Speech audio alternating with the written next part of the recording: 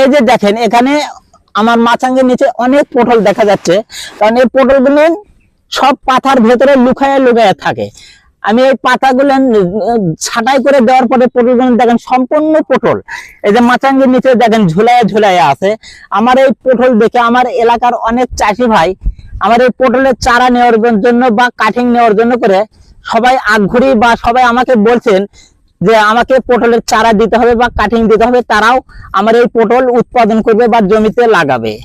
তা আপনারাও সবাই এই জাতের পটল উৎপাদন করুন বা লাগান, জমিতে লাগান, আপনারা সবাই উপকৃত হবেন।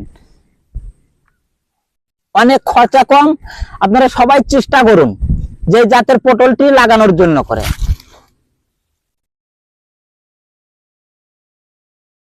সবাইকে ধন্যবাদ দিয়ে শেষ করেন। সবাইকে ধন্যবাদ। আসসালামু আলাইকুম। আমি সবুজ বলছি, বগুড়া ডিস্ট্রিক্ট শিবগঞ্জ থানার দেউলি ইউনিয়ন।